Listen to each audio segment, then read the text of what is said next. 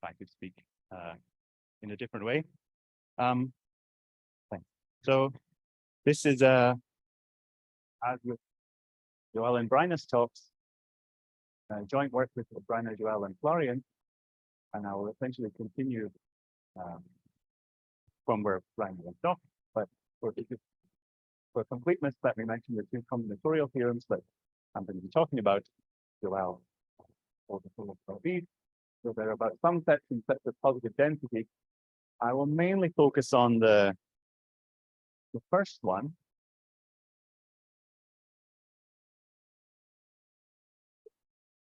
How about that? Okay, thank you very much. Right, so these are the combinatorial theorems. I will mainly talk about the proof of this one, following on from what Bryna told us about how to turn it into a dynamical problem. And I will mention the salient points for how this is more difficult in certain ways towards the end. So I cannot really read anything. Yeah, that's a five.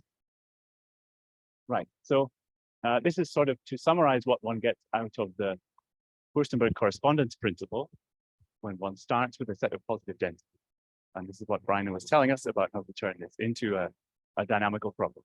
So we end up with an ergodic and invariant measure and a point that's generic for that. So it will not really matter what this formula looks like. We don't care about what these numbers are, but there they are. And it means that if we average the orbit of A, mu sees those stickers. So this is the situation that we find ourselves in. And our main dynamical theorem is the following statement. So I have this point A, which is generic for a measure. It corresponds to the set of positive density that I started with.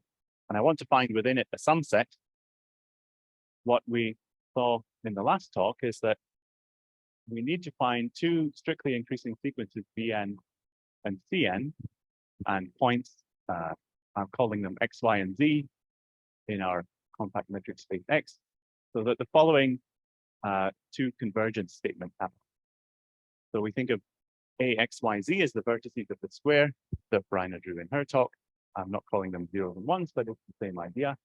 The bottom two vertices AX approximate the top two vertices YZ along the sequence Bn, and the left two vertices AY approximate the pair XZ along the sequence Cn. So the infinite sets B and C that we will find in our set capital A will be made up of terms from these sequences Bn and Cn respectively. That's what we saw trying to talk how to go from this kind of statement to the combinatorial. So what I want to try to explain is how to prove this now purely dynamical statement. So the point A is generic for our measure, and the set E is a clopin and a positive. So we have a target for the last coordinate, and we have a prescribed initial coordinate. And we want the cubic configuration to exist. Let me start by saying something that Joel and Bryna said just in slightly different terms. So as Bryna mentioned, it may or may not happen that this point A belongs to the support of the measure we are given after we do the correspondence principle and apply the ergodic decomposition. If the point does belong to the support, then the theorem on the previous slide is straightforward to prove because the orbit A will contain A. The orbit closure of A will contain A. If A is both generic from correspondence and then the support generic point, always approximate point. And when that happens, all you need to do to make an Erdős cube in this case is to choose your capital T so that it maps A into E. And because A is generic and E is clopin of positive measure, that will always happen. So, well, this formula just shows what X, Y, and Z look like in this special case. So we have a point in the support, relatively straightforward to construct what was on the previous slide, that arrangements of points having certain orbit limited properties. And as we also saw before, if A does belong to the support, then you get much more combinatorially in your set A than just sumset. You get a translate of an I. And as you've heard, this is because of an example of Strauss. And one can play with this example explicitly. One essentially removes from n very, very sparse progression, shift it along. And if you choose these parameters appropriately, you can have a distance of density as close to 1. So that's what these sets are. And it's really the existence of these sets and the possibility that A is not in the support of the measure that makes life interesting and makes it a difficult problem. If not for Strauss's example, life would be much problem. All right. So now I'm just going to focus on the limiting property. Recall what Brian said about Erdős cubes. So an Erdős cube is a tuple. You can call it W, X, Y, Z. Together with these sequences, Bn with Cns, where we have the lower face approximating the upper face, and the right face approximating the left face approximating the right face, as in Brian. And so we can phrase our main theorem dynamically as a statement that one can find an Erdős cube whose first coordinate is equal to A, the prescribed generic point, whose last coordinate is in the given set E if possible. And so that's the question. Fine. So let me start by proving this theorem that Brian mentioned at the end of it. Have this cube measure, mu bracket 2, on x bracket 2, which is with x to the power 4. And it is the case that this measure sees only Erdős cubes. Mu to almost every point is an Erdős cube.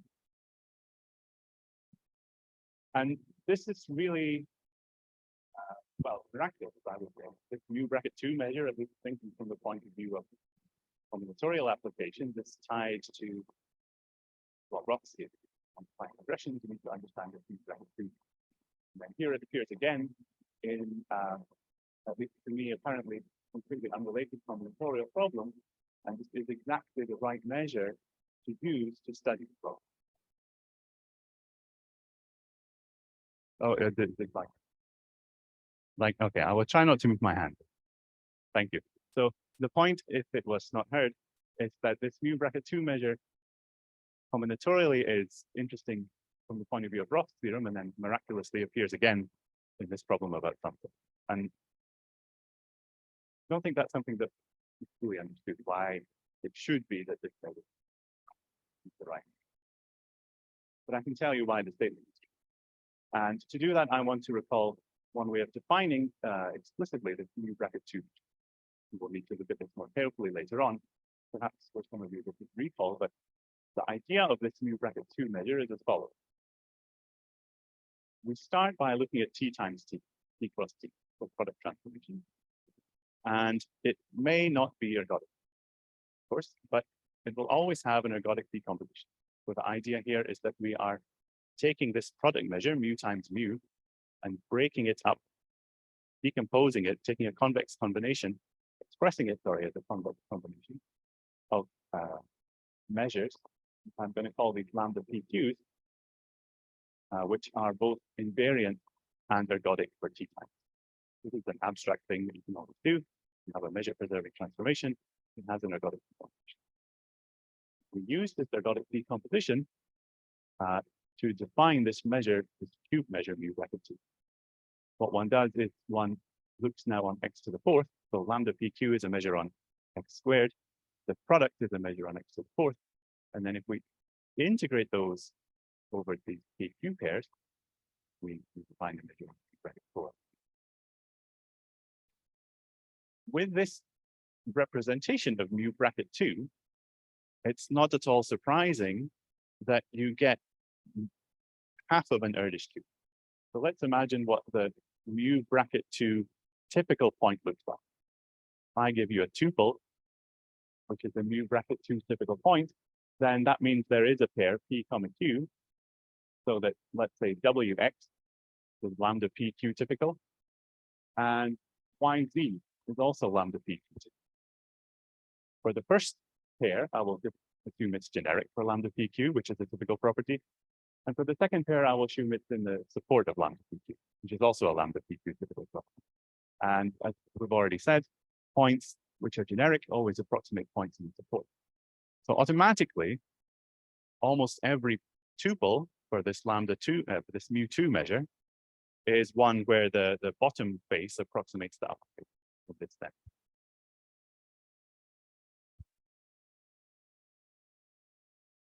For an Erdős cube, one wants not only that bottom approximates upper, but that left approximates right.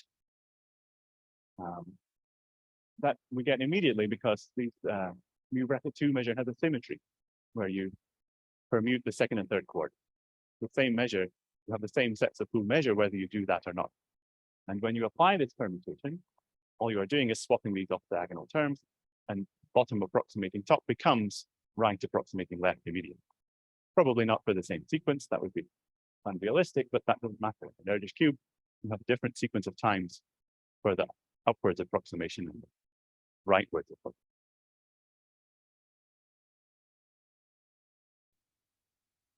Okay, that does not, sorry, second. That does not tell us anything about what's happening with our point A. Right? The goal is to have an Erdős cube whose first coordinate is equal to A. And of course, a set of full measure may not tell us anything. So the main goal here now is to understand a bit better this measure mu bracket 2 in the following sense. We can think of the space x to the fourth as being fibered by the projection on the first coordinate. So for every value of the first coordinate, which is the one that's prescribed, we have the fiber above it, which is a copy of x cubed. Space, of course, is just made up of all these copies of x cubed. What we would like to do is not to understand that just as a decomposition in terms of the set, but to understand it in terms of decomposing this mu bracket 2 measure. In other words, if we can somehow understand the portion of mu bracket 2 that sits above those points whose first coordinate is A, then we can hope to understand whether or not there are Erdős cubes that start with A.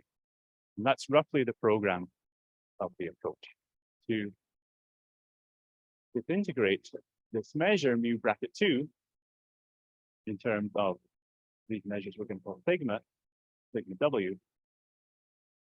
And so what we want is, so sigma W is going to be a measure on this fiber above W, the first coordinate. It's going to be a probability measure. And when we average them with respect to mu, we're going to get mu bracket 2. So we would like to have this. In fact, we would like more than just what I've written. So I want to say exactly what we want out of this disintegration in the next few slides.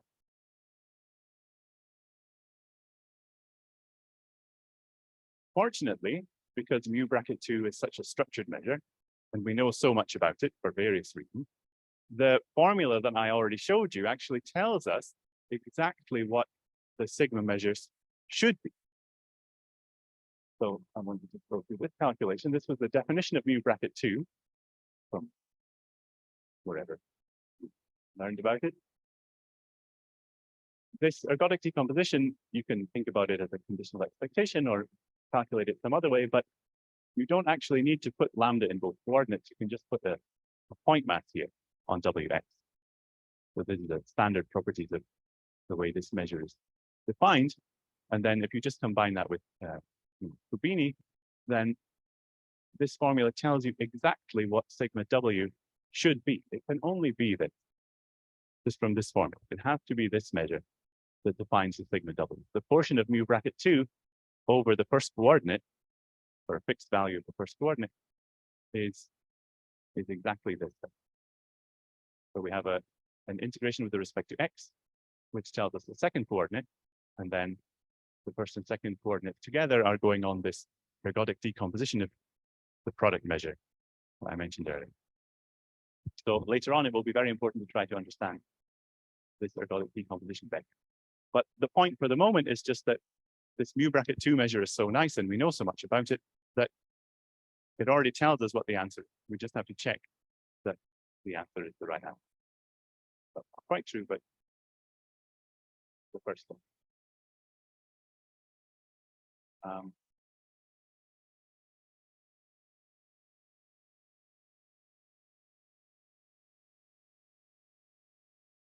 Yeah, sorry. So W and X are points in capital X. And so This one? Ah, yeah, so for almost every pair, lambda wx, I have a probability measure on x times x, which is t times t invariant and t times t ergodic. The connection with wx is that if I integrate against lambda wx, it will be if I integrate a function f against lambda wx, it will be equal to the conditional expectation of f on the invariant sigma algebra at wx. Almost sure. So that's one way to think about the ergodic component. I can take a function and I can condition it on the invariant sigma algebra. For almost every point, if you work, this will define a measure as a linear function of one function. So that's the sense in which lambda wx is depending on the specific thing. If you were in a concrete system, like x goes to x plus alpha, and you looked at the product transformation t times t, then lambda wx would just be the Haar measure on the orbit flow. Generally speaking, the ergodic decomposition is also nice, but in that situation, you take lambda.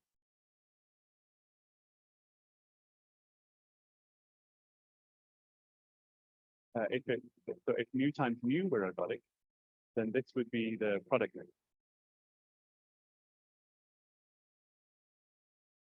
Oh yeah, so in the case that mu times mu is ergodic for t times t, then the ergodic decomposition does not break down mu times mu any further. It's already ergodic. So I don't need to break it up to get something that's ergodic. And so in that case, the lambda wx will be the constant function, if you like. Lambda wx equals mu times mu for all wx.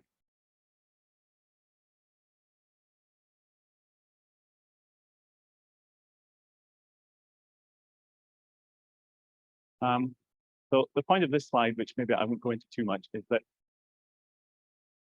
we can get from an explicit understanding of this disintegration to the existence of Erdős cubes if this disintegration has additional nice properties.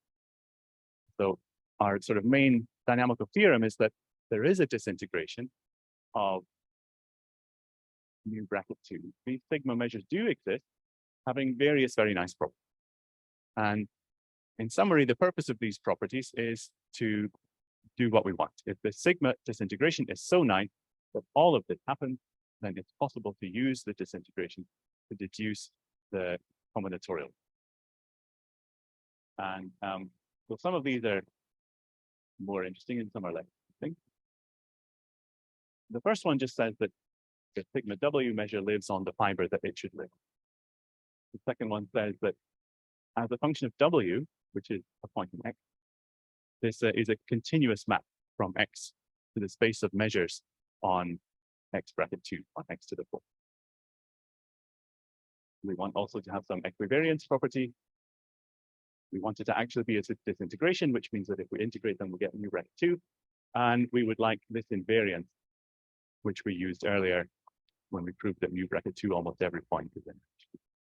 So there's a lot of things here that we want to have from this disintegration of the sigma W. Most of them are already true. So quite generally, if you have a measure and you have a map to a smaller space and it breaks up the space into chunks, you can find a disintegration with abstract measure theory reason. What the abstract disintegration result does not give us is the two things that are most important for this problem in particular. We want sigma W to be defined for every single point in X. And the reason for that is because we want to know what sigma A is in particular. Only sigma A will tell us about Erdős cubes that start with A. So we need to know what sigma A is. Abstract results in measure theory will only give you an almost surely defined disintegration, and therefore we'll have no hope of telling you about sigma A in particular or any other. The other thing that abstract disintegration results will give you is that this map is only measurable. It's only defined almost everywhere. Certainly no reason to expect that it would be continuous or anything like that. So our main technical result in some sense is to upgrade what one gets from the abstract disintegration theorem to have most importantly, sigma A defined. And then we want to say things about sigma A. But at the end of the day, we really want to know what sigma is. And there would be no hope of doing this, except that mu bracket 2 is very special, as I've already said quite a few times. Mu bracket 2 tells us what sigma A should be. It should be this thing from a couple of slides. So let's look at this formula and understand whether it's working for us or not. That makes sense. That makes sense, because these are just point masses. The problem here in defining sigma W for all possible W's is that this ergodic decomposition was only defined for almost all pairs.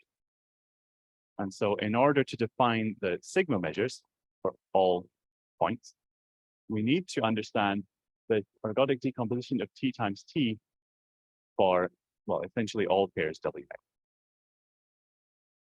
If we can do that, it turns out that this is a very nice formula and we will get all of these properties.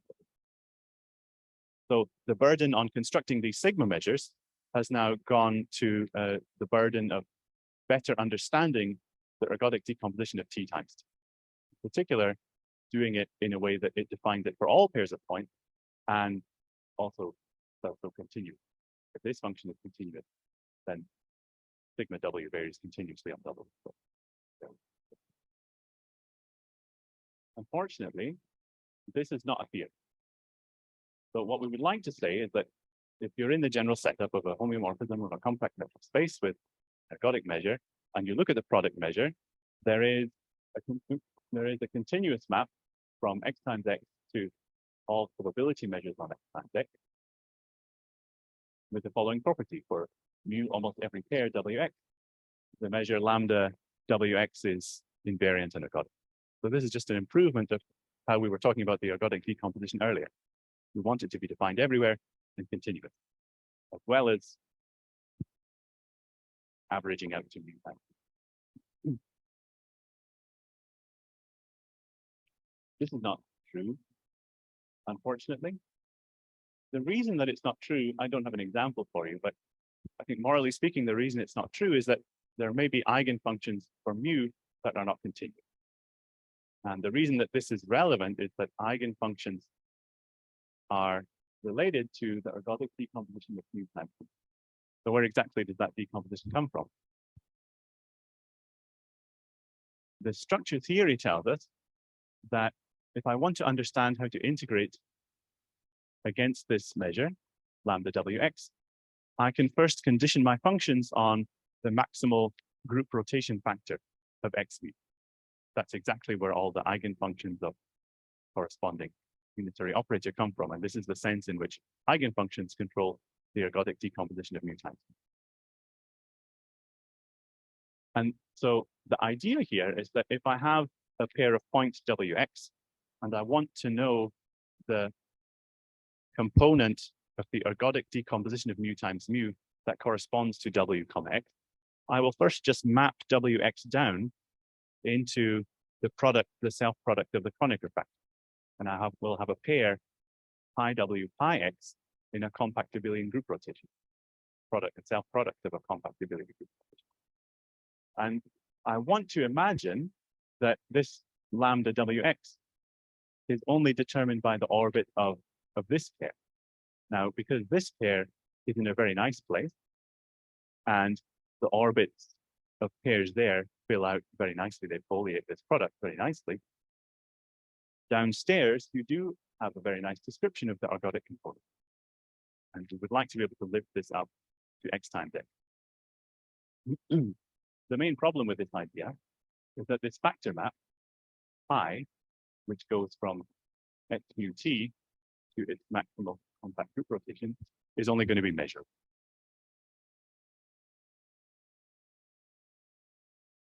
So first of all, we have this theorem which tells us if you are lucky, if there is a factor map of topological systems, so that ZR is a rotation on a compact abelian group, and it's ergodic, and as a measure-preserving system, it is the Kronecker factor of x mu t, then you can do everything that you want to do. But if you have a continuous factor map to the Kronecker system, let's call it pi, then the product map pi times pi from x times x to z1, well, z times z is also continuous, and any pair upstairs will be mapped to a specific point downstairs. Downstairs, you will have a very nice orbit closure coming with a nice Haar measure. And because the ergodic decomposition upstairs is controlled by what happens downstairs, you will have continuous map from x times x, which is an ergodic decomposition. It does exactly what we want it to do. So here, there is sort of an interesting interaction between the topological dynamics and the measurable dynamics. If we are having a situation where the topological characteristic factor, if you like, is equal to the measurable characteristic factor, the maximal group rotation in both categories is the same, and you can realize it by a continuous factor map, then you can have a very nice ergodic decomposition. So what is the relationship between this theorem, which is true, and that theorem, which is not a theorem? We can pass in general. So in a general system that you get from the Furstenberg correspondence principle, there's no reason to expect that you would have continuous factor maps to group rotations or anything. But there's a theorem of Hooft-Kraft which tells us that I can make my system larger. It starts from my original system, x mu t, I can make it larger. And by doing so, I will, in the larger system, have a continuous factor map to the maximal compact group rotation. So I only have to make, in the topological category, an extension of my original xt, and the theorem provides a way to transport the measure as well, so that you have an extension in the measurable category with the property that the factor map to the group rotation is the same in both categories and it's continuous. You have all the nice business, and then you can get an ergodic decomposition of mu times mu like we were talking about.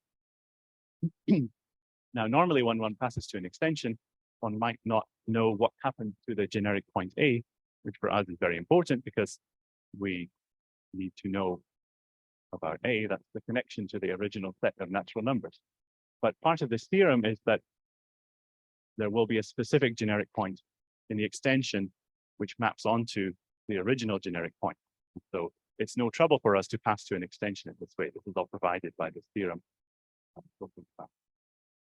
All of which is to say, one can, without loss of generality, put oneself in the situation where you have a continuous factor map to the maximal group rotation factor, whether you're thinking about continuous eigenfunctions or measurable.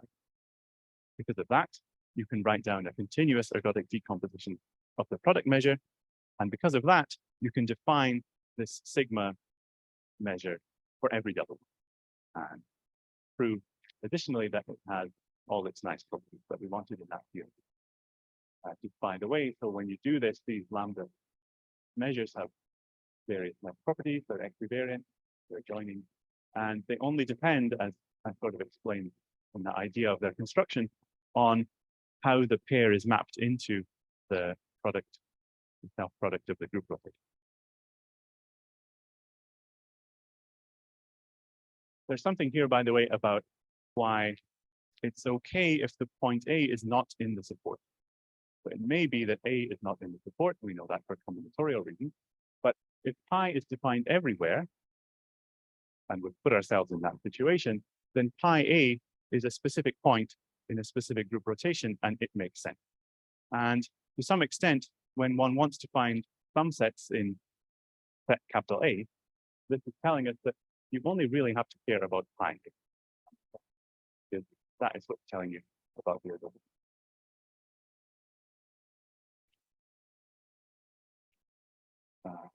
That. Right, so in the time that's left, a little bit about what happens when you don't want B plus C, but more sets added together. Okay, so then there are some formulas. The idea is the same. If you want to find B plus C plus D, say, then instead of looking at the mu bracket 2 measure, you look at the mu bracket 3 measure. One can check that mu bracket 3 almost every point is an Erdős cube, and if you care to write it down, you could write down what that means. There are sets of 8 points instead of sets of 4 points where lower faces approximate upper faces, and in the cube, you'll have 3 sequences of natural numbers instead of 2, and so on. And so what one wants to do is to disintegrate now mu bracket k over the first coordinate instead of mu bracket 2.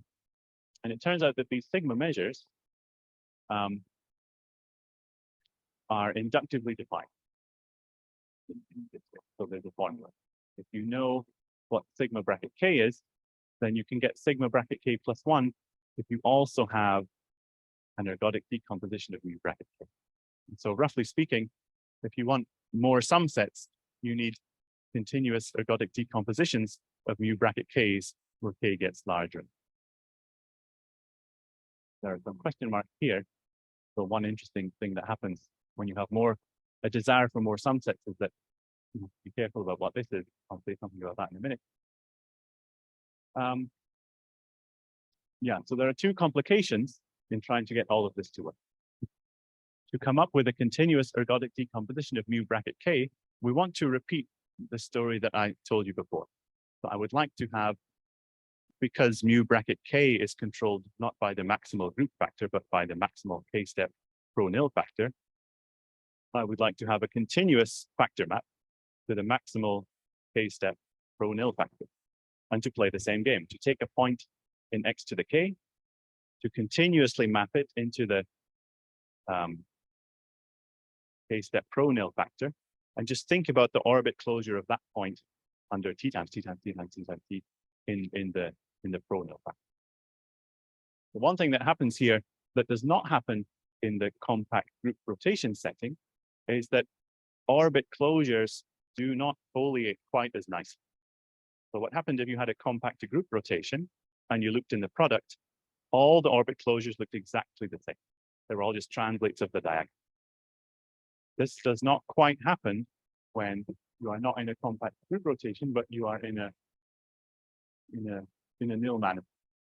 So there can be orbit closures that don't look like other orbit closures. So that's something that has to be dealt with.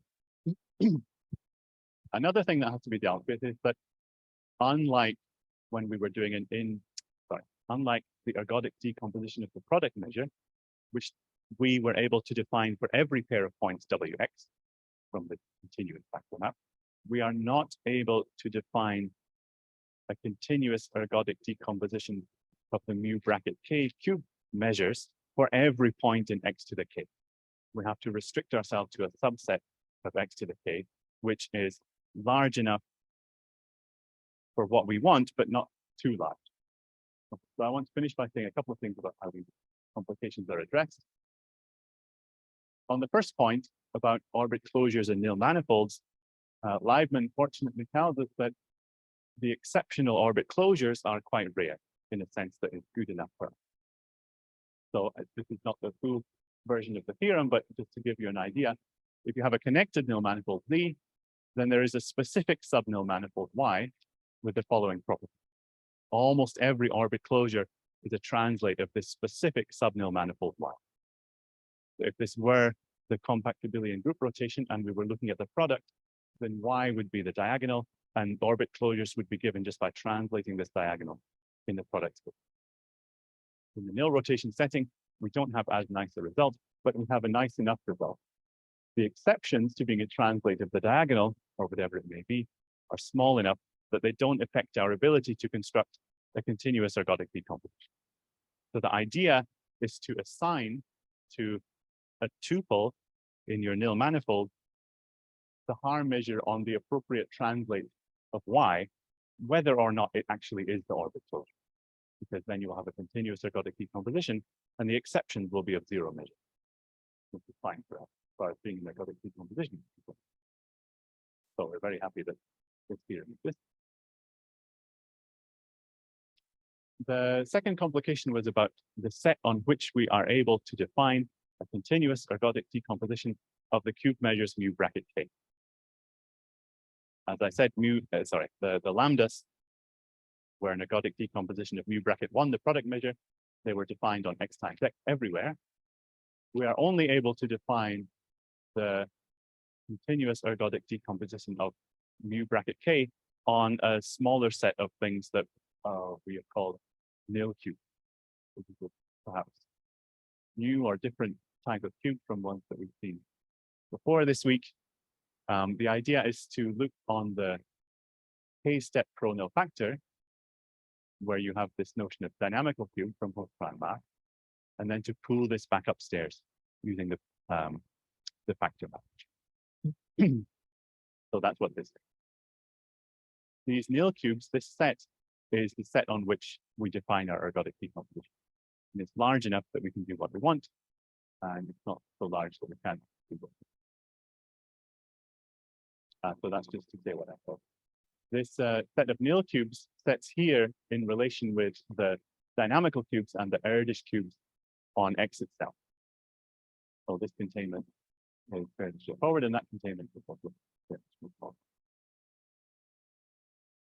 The important thing about this NKX is that necessarily, because of what we did, it must be larger than the support of mu bracket k, because A might not be in the support of mu, and therefore any tuple starting with A might not be in the support of mu bracket k.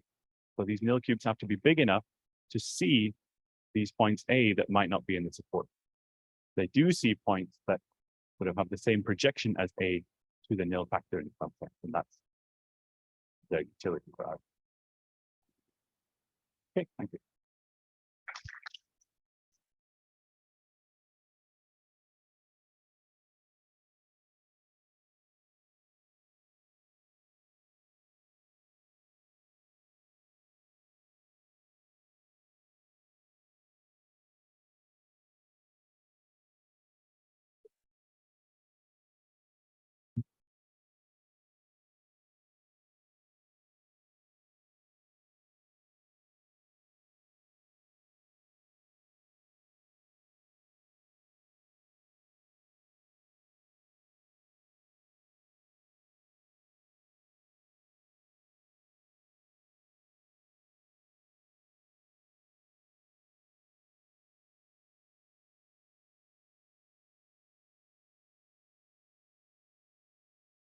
Yeah, I think it's fair to say we haven't really looked at it. For us, mainly the motivations from the combinatorics. And in the setting of, for example, amenable groups, it starts to become less and less clear what the correct corresponding combinatorial question is.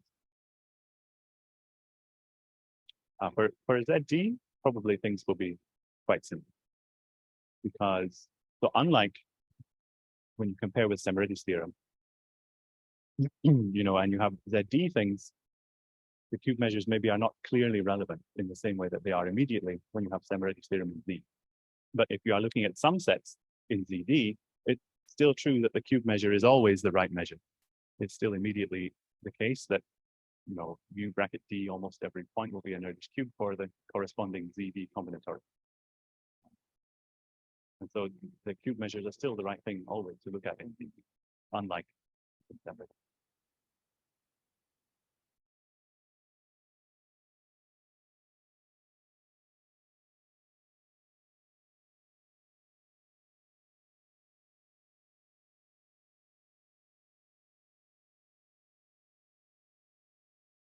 Not exactly. So if I were to give the same talk, but for B plus T restricted that Joel talked about, I would replace the cube measure with the Furstenberg joining. And I would be looking on x cubed instead of x to the fourth.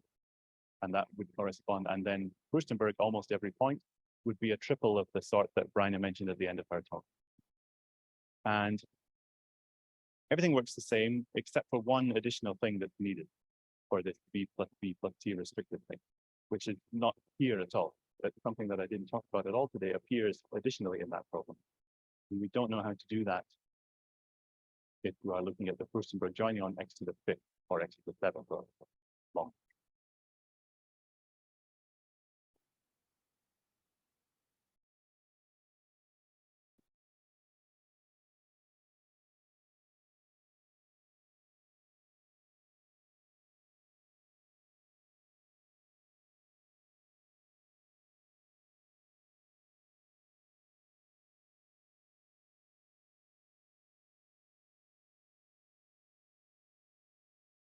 I don't know what it corresponds to. I think the only thing I would have to say there is that the point of passing to this extension is that measurable eigenfunctions magically become continuous.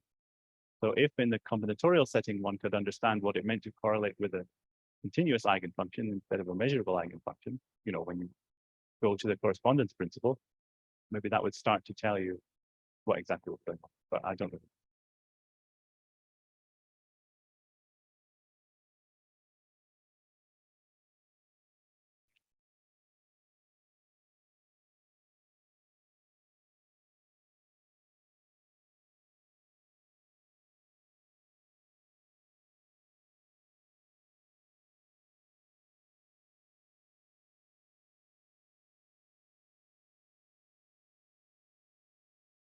Yeah, that's an important part of that theorem. You have this point A upstairs, and you want to find a point in the group rotation that somehow has the same statistics as A. And in order for that to happen, you need to change the formula.